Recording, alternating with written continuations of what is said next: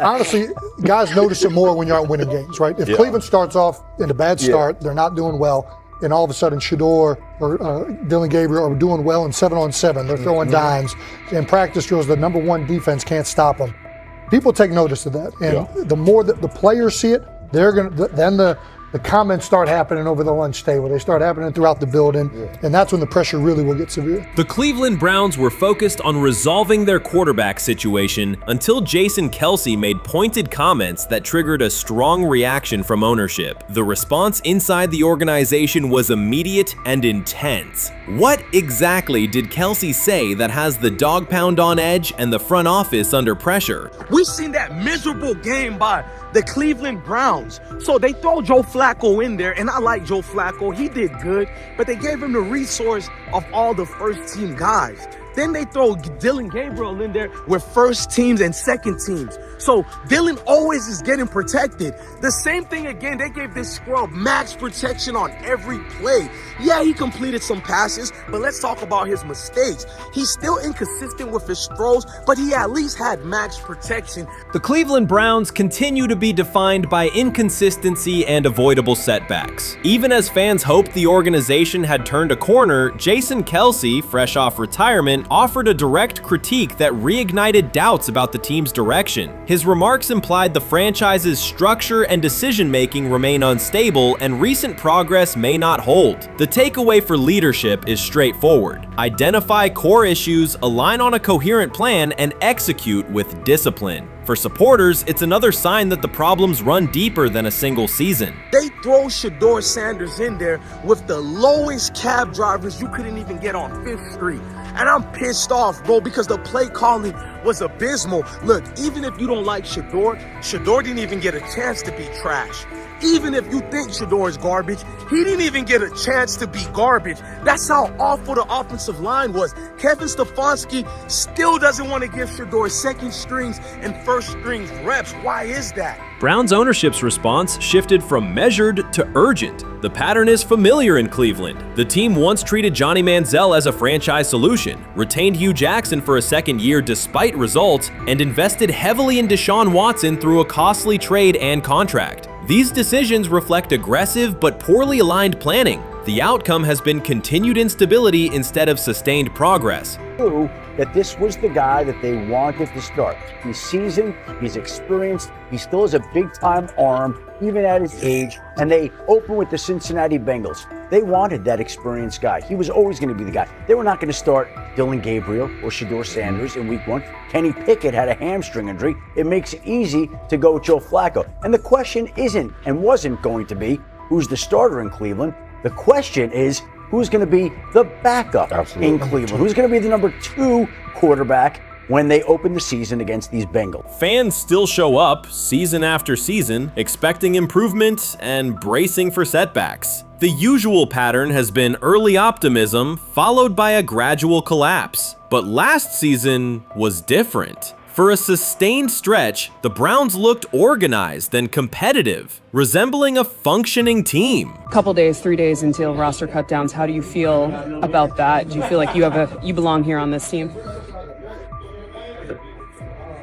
Obviously, I think overall as a player, I feel like I put in the work. I feel like everything I do, I try to do it to my best, and that's all I ask for. So I feel like everybody feels like, they should be on the team, and if you ask anybody on the team, would they feel like they belong, in their own eyes. So I feel like I do, but I'm my own player, I think about myself in a high regard. The front office entered the offseason confident. Kevin Stefanski was being praised, and the Dog Pound believed the team had made real progress. Then Jason Kelce delivered a pointed assessment that cut through the optimism. Fresh into retirement, the former Eagles All-Pro and Super Bowl champion said Cleveland still looks like a team patching over issues rather than building a durable contender. Kelce's view was direct. The Browns' structure is fragile, and the roster is too dependent on perfect health at quarterback. He argued the team is one injury away from losing continuity and sliding backward. Because Kelce has operated inside a stable, championship-level organization, his comments carried weight with players, media, and fans. The reaction was immediate. People took his critique seriously, not as outside noise, but as an informed evaluation of how a successful team should be built. Ownership also felt the impact. Jimmy Haslam's response shifted to urgency, a sign that leadership recognizes the stakes. The criticism arrives in the context of prior high-risk decisions, especially the fully guaranteed $230 million commitment tied to Deshaun Watson. Watson has missed time and shown inconsistency when available, and the contract has constrained flexibility. Kelce's remarks highlight why depth, alignment between the front office and coaching staff, and a clear contingency plan at quarterback are non-negotiable. The takeaway is straightforward. Cleveland must convert last season's progress into a stable framework, protect the quarterback, deepen critical positions, and establish a plan that survives injuries and short-term setbacks. Without that, the games that fueled optimism will remain temporary. If you're a betting man, who do you think starts for the Browns at quarterback? Okay, this is the situation. Kenny Pickett, they actually traded for him. Joe Flacco, no one's bringing Joe Flacco in the building thinking Joe Flacco's going to be the starter. If Joe Flacco is your starter, You got a problem. you have a huge problem. And if they were saying Shedeur was the starter as the 5th rounder, you got a real problem too, because he passed over all these guys in these reps in the offseason in shorts, in bikini shorts, Speedos and stuff. Like, no. That kind of stuff. So I'm not that surprised when you put down a 3rd round pick on a quarterback.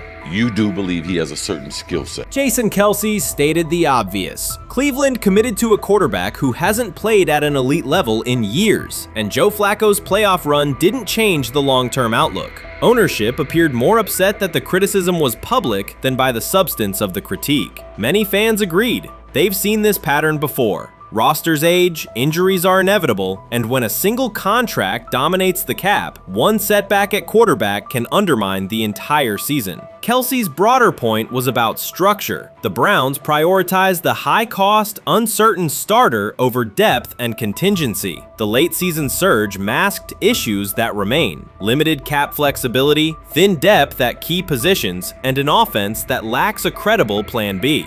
Fans recognize how quickly a strong defense can decline with injuries, and how an offense without redundancy stalls. The AFC North raises the stakes. Baltimore with Lamar Jackson sustains a top standard. Cincinnati with Joe Burrow returns to contention when healthy. Pittsburgh rarely slips below .500 under Mike Tomlin and wins with defense and consistency. In that environment, Cleveland can't rely on perfect health or peak form from one player. The path forward is clear. Diversify cap allocation, reinforce the offensive line and receiver depth, carry a legitimate backup plan at quarterback, and install a scheme that functions regardless of who is under center. Given what we saw yesterday with Shadeur Sanders, somebody on the Cleveland Browns is 100% getting fired, probably by the end of this year. The person who's probably going to end up getting fired is Kevin Stefanski, because I know that he didn't want Shadeur Sanders on the team. It was Andrew Berry who made that pick. You can't really go against your GM. Bad things happen in this situation. But Shadeur Sanders is not without fault for what we saw yesterday. This is the play that we saw yesterday that has the internet just exploding, where Shadeur Sanders took like a 24-yard sack.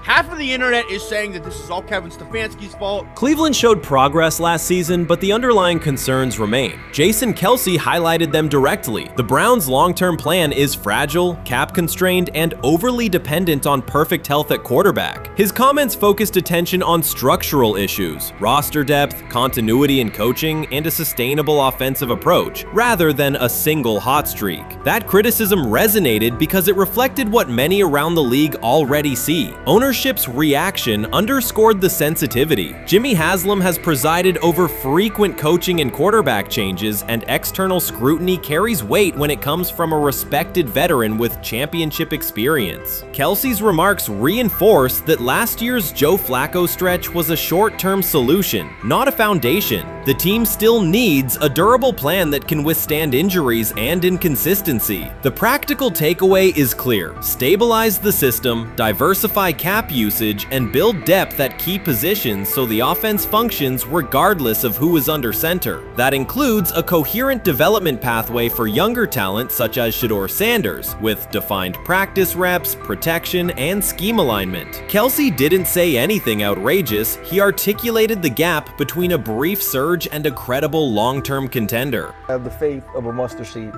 Right, because this is the greatest resurrection since Jesus the Christ. Right, like at some point, Joe Flacco was thinking about getting into TV. Yeah. Right, Joe Flacco didn't have a job, and then now you not only come back and start for the Cleveland Browns late in the 2023 season, but they came back around to you. You're now the day one starter for a franchise that just 2 years ago was in the playoffs. The Browns' quarterback situation remains unsettled. Deshaun Watson was expected to be the long-term answer, but injuries and inconsistent play have prevented him from reaching an elite level. When the team turned to Joe Flacco after Watson's season deteriorated, Flacco immediately lifted the offense and produced results that highlighted the gap between expectations and reality. That a 39-year-old late addition could outperform a $230 million starter was not just a short-term surprise, it raised fundamental questions about roster construction and evaluation. Quarterback depth has been fragile, and the late-season surge masked broader structural problems. Jason Kelce's remarks made that clear. Cleveland is vulnerable if the starter is unavailable, cap flexibility is limited, and the offensive plan lacks a stable contingency. His critique drew attention to leadership and planning as much as on-field performance. Jimmy Haslam's strong reaction reflects the pressure on ownership. The organization has promoted a message of stability and progress, but Kelce's assessment suggested those gains are not yet durable. The path forward requires a realistic approach to the cap, a credible backup plan at quarterback, and a system that holds up regardless of personnel. You first, when you take a look at both of these QBs, who had the most impressive start so far in the preseason? Well, to me, it was Shedeur. I didn't see any interceptions when he was out there. You see anything like that? I mean, don't get me wrong. I don't think Dillon Gabriel did a bad job. I was impressed with the brother, but I'm going to go with Shedeur. You know, the pressure was on him. The spotlight was on him. Stephen A. Smith didn't just call out Dillon Gabriel. He held him accountable and made him rethink his comments. The moment Dillon Gabriel spoke and went after Shadeur Sanders, it wasn't a minor slip. He crossed a line and stepped directly into Stephen A. Smith's wheelhouse. And Smith answered with a clear, direct response that left no room for misinterpretation. The comparisons were emanating from the media more so than anybody else. And that's what I think, that's exactly who I think he was directing his comments towards. Having said that, Dillon Gabriel, respectfully, it was stupid. A very dumb comment to make. First of all, let me tell you something right now. In every walk of life, far beyond the parameters of a football field. This wasn't casual sports commentary, it was a decisive critique. Dillon Gabriel's comments were taken apart by Stephen A. Smith with clear, direct points. Gabriel, a quarterback with solid stats but limited top-level achievements, chose to take a public shot at Shadeur Sanders. Shedeur, who has handled sustained media scrutiny and on-field expectations, became the target of an unnecessary criticism. Smith responded by challenging Gabriel's standing to make that claim, and by defending Sanders on the facts. The outcome was clear. Gabriel overreached, and Sanders didn't deserve the hit. Dan Orlovsky would sit up here in comparison to Shedeur Sanders, who did no such thing, and say, hey, thought he looked better. I got to give him the edge here. I thought it wasn't bad. A pick six and a fumble, and we can get over fumbles. Have you heard anybody say that? I know it's possible. Have you heard anybody say, get over? Stephen A. Smith responded immediately. As soon as Dillon Gabriel made his comments about Shedeur Sanders, Smith delivered a clear, point-by-point critique that drew national attention across the NCAA media cycle. Dillon Gabriel has a reputation as a good quarterback, not a dominant one. He can post strong numbers against opponents like Tulsa, but his performance has been inconsistent when the stakes and competition rise to playoff level. Well, those who produce get treated differently than those who don't.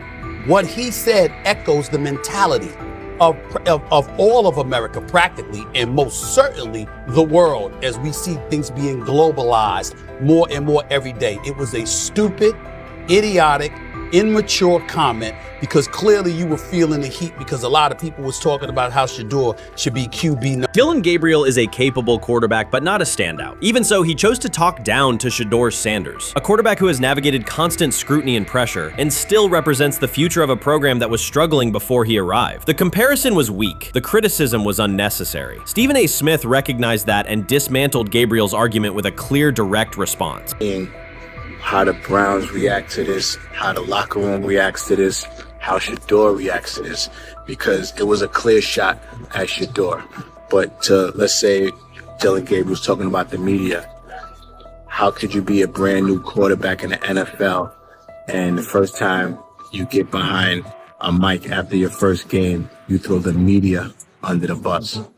That's arrogance. Stephen A. Smith excels in moments like this. When Dillon Gabriel made his remarks about Shedeur Sanders, Smith responded with a focused, direct critique. He questioned Gabriel's standing to make that claim, noting that Gabriel has transferred between programs and has not been a Heisman finalist. Without theatrics, Smith laid out why Gabriel's resume doesn't justify taking public shots at Sanders. Smith's point was clear. Targeting Shedeur Sanders, a quarterback central to his program's future and consistently under intense scrutiny, was misplaced. Gabriel's criticism lacked the substance to support it, and Smith methodically showed why. To him today on his 42nd I want you to be meaner. Birthday. That's number one. Number two, after the game, the Browns head coach Kevin Stefanski said there was a mix-up in the routes and that players were in the area that they shouldn't have been. Look at Stephen A's face. Look at Stephen A's face.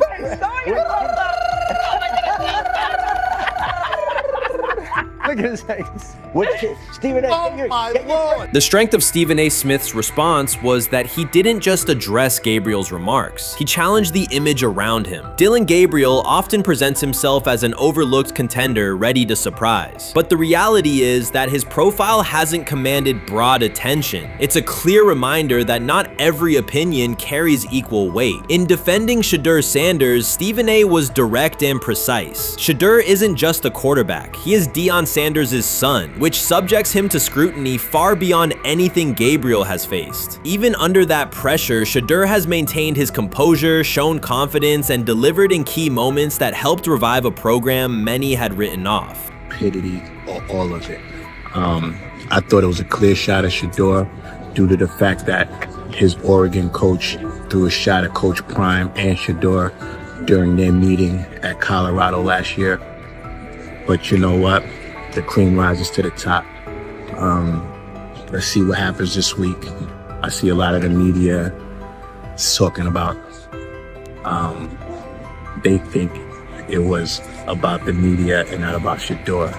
And I think that's a chess move. For Dillon Gabriel to take shots at Shedeur Sanders was a miscalculation. Stephen A. Smith made the mismatch clear. Gabriel's attempt to shame Sanders was unnecessary and counterproductive. You don't target Deion Sanders' son when Deion has turned Colorado into primetime television. It underscored that Dillon Gabriel has often played with a chip on his shoulder because the spotlight hasn't followed him. He has been around long enough to compile numbers but not to earn broad respect. That's why going after Shedeur was misguided. Sanders, despite ups and downs, drives headlines. Gabriel's most notable headlines have been his transfers. Stephen A. Smith pressed that point without hesitation, challenging Gabriel's standing and leaving his argument looking like a forced throw that turns into a pick six.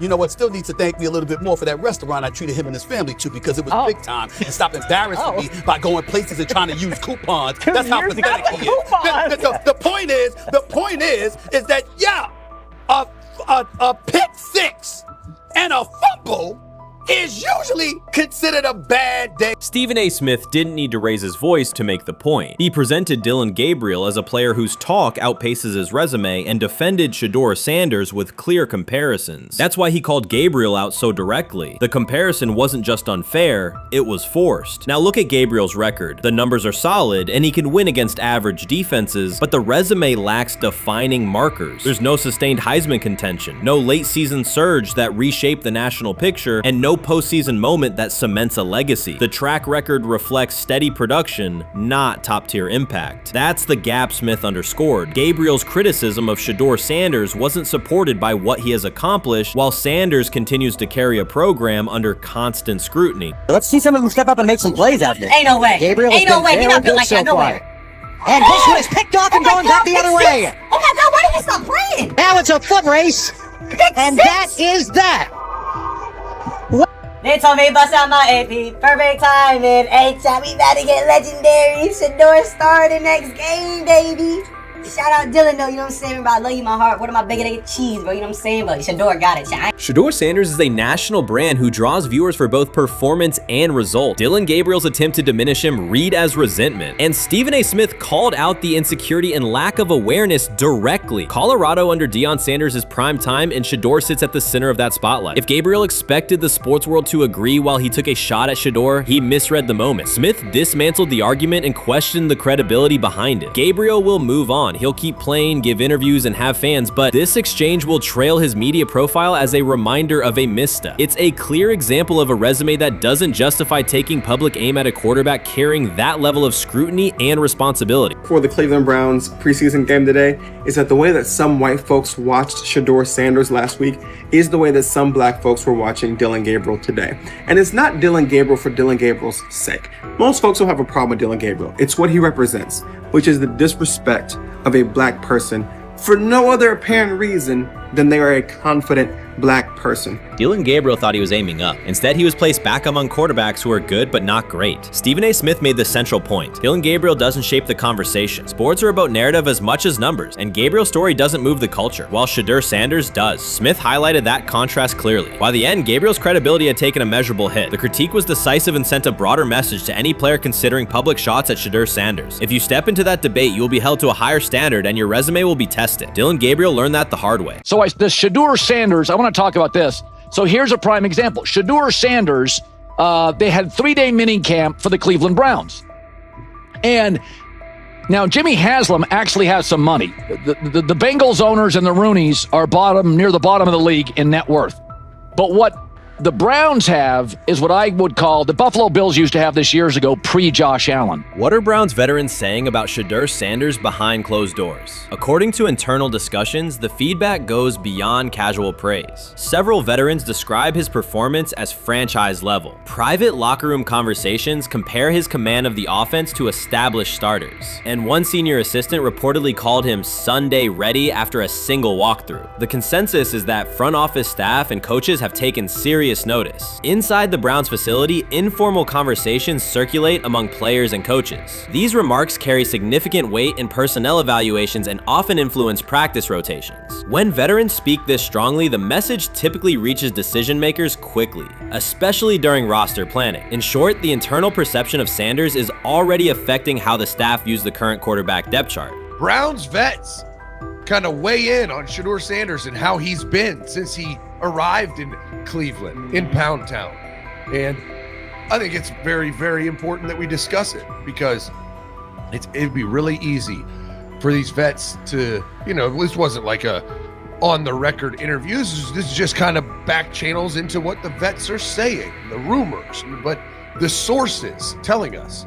And we have a couple quotes, but Shadeur Sanders, Cleveland Browns, it seems like it's going well. And it's almost like you don't want to talk about it. At the center of the growing internal buzz is Shedeur Sanders, the rookie who entered Berea with late-round expectations but is being discussed privately as a potential long-term starter. This is not a routine camp tale about an extra arm taking practice snaps. Sanders has seasoned teammates, players with playoff mileage, quietly reassessing his ceiling. Observers who overlook these conversations risk missing one of Cleveland's most deliberate personnel moves in years. Sanders is not on the roster because of his surname. The Browns reviewed their quarterback depth, weighed costs, and chose a controlled, development-oriented option they believe can stabilize the position. His presence is already changing practice dynamics. Veterans notice his pocket awareness, adjust routes to his timing, and acknowledge that he processes coverage at an advanced level for a first-year player. Leadership patterns in the huddle feel different. Sanders delivers with precision and composure that challenge defenders to reevaluate their calls. The strategic upside is clear. A 4-year rookie contract offers cap flexibility while other franchises cycle through expensive stopgaps. Coaches and front office staff view Sanders as a calculated investment, not a publicity experiment. Outside chatter still focuses on Joe Flacco's age or Kenny Pickett's development. Inside the facility, however, veterans pause film sessions to dissect Sanders' ball placement and progression speed. Position coaches highlight clips where he works through reads decisively and delivers on time, traits rarely attributed to rookies. Sanders' confidence is measured rather than theatrical. He moves as though the NFL tempo is familiar, and that calm spreads across the roster. Experienced defenders are rechecking the depth chart and asking if the quarterback competition is tighter than publicly acknowledged. Great kid, and whether it's a following that he's earned, I mean, that's something that he's done a great job of interacting with fans. And but he is a great kid. You guys will get to know him more. He's working like crazy, just like all the guys. He's another young man. These rookies, you know, my office is downstairs. As they got to walk by my office as they come in. They come in early.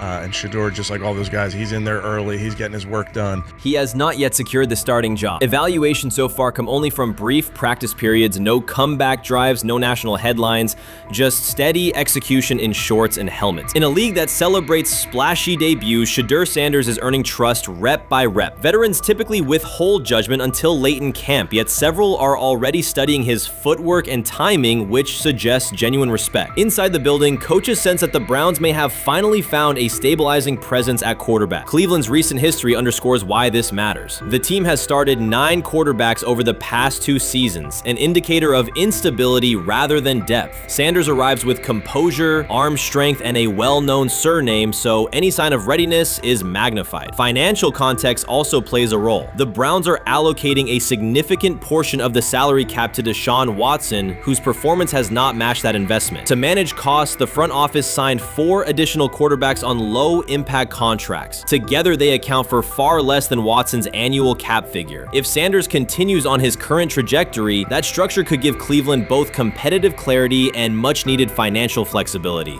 He's the only person who's come out and say, hey, man, this dude look kind of good, man. Let me tell you what I heard. A lot of people reaching out to players in the locker room and stuff. To me, I think this is it's a red herring. Like, I'm supposed to suspend myself to disbelief that he was going to look bad. I've never expected him to look bad to start with.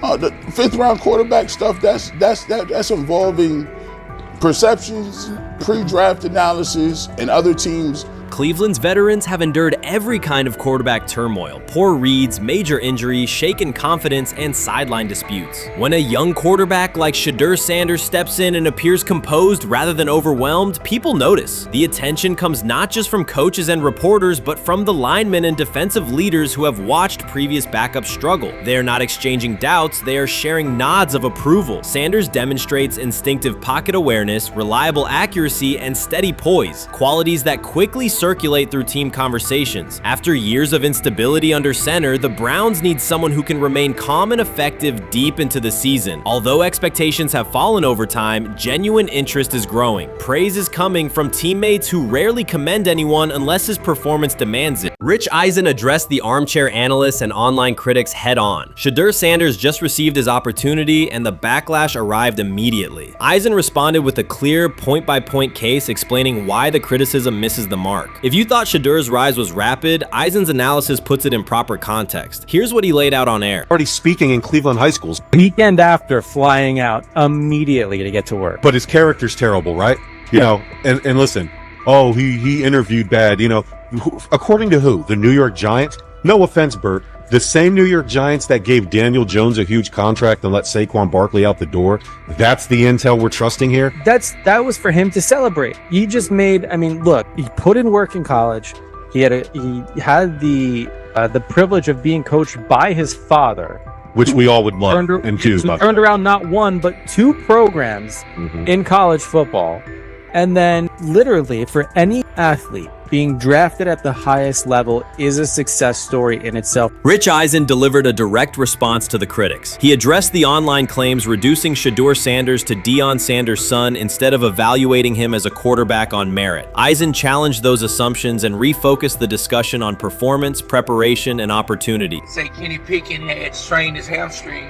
Shedeur, they say his first day in pads, 9 for 9, 2 touchdowns, no interceptions. really was just hating on this young guy. Within minutes, Rich Eisen delivered a structured breakdown, addressing each claim with evidence and dismantling weak narratives through clear analysis. He replaced speculation with data and kept the focus on what matters: decision-making, accuracy, leadership, preparation, and game management. The reality is simple. Shadeur Sanders was not given this opportunity. He earned it through performance and consistency against real competition. He accepted the role, met the standard, and handled the moment with professionalism and urgency. No shortcuts, no favors, just results and readiness. Eisen's point was direct: evaluate Shedeur on his work, not assumptions, and acknowledge that he has justified the opportunity on the field. I've done it at 2 locations already, so it's simple. So that's why when people say I'm not, one of the top quarterbacks or the top quarterback, is what are y'all going based off of? Because I did it year after year after year, and you see the progression. So it's like, obviously, it got to be some type of external hate that you have for the family, for the last name, for anything, because I know I proved myself. While many were still debating whether he was NFL ready, Shadeur Sanders stepped onto the practice field and operated like a clear QB1, setting protections, controlling tempo, and executing the plan. The narrative that he is just flash, media attention, or his father's influence does not hold up against his work in installs, progressions, and situational drills. What he showed was composure, efficiency, and command of the offense. He processed quickly, protected the football, and delivered on-time throws, demonstrating preparation and control. I'm a firm believer. If I wanted Shadeur Sanders at 2, at worst at 33, of course I already think that he's better than other quarterbacks, because that's the type of talent. That's where I would have picked him at. And if he was at 2 or 33, and he still had the same exact skill set, we would be talking about him starting and playing. Right. Well, there'd only be 3 quarterbacks. It'd be 3 quarterbacks, not 4. 4, yeah. But since he moved to the 5th round, that's cool. They might have to go along with it. But to me, I think if you ask who got the best tools, I'm going with Shedeur Sanders. From the first day of camp, he was not there to get by. He arrived to lead. There was no hesitation in installs, no lapses in fundamentals, just precise timing, clean footwork, and consistent velocity to every level of the field. He managed protections, controlled cadence, and delivered in situational work, showing command rather than learning on the fly. The approach was efficient and disciplined, with attention to detail and progressions and ball placement that reflected preparation, not improvisation. At the same time, Rich Eisen addressed the narrative directly and backed it with evidence. He laid out clips, context, and performance markers to cut through speculation. Eisen emphasized that Shadeur Sanders did not step into this moment because of publicity. He built toward it through sustained work, resilience, and results. The background, media readiness, high football IQ, and a professional approach was developed over years, not days, and it translated to immediate operational control of the offense. The resistance came from familiar places. Some in the traditional guard still frame mobile quarterbacks as limited and expected the nepotism label to define him. That view did not hold up against what was on the field. Composure under pressure, secure decision-making, accurate throws into tight windows, and consistent execution in red zone and 2-minute sequences. Eisen's point was clear: evaluate Shadeur Sanders on performance and readiness. The evidence shows he earned the opportunity and is meeting the standard with accountability and consistency. Yeah, teams didn't draft him because they didn't think he was first-round talent. And the quote we played and that's on the screen, I think is flatly wrong. We all know this shouldn't have happened. Yes, it should have. It should have happened because this wasn't. Now, again, teams can be wrong. The league as a whole can be wrong.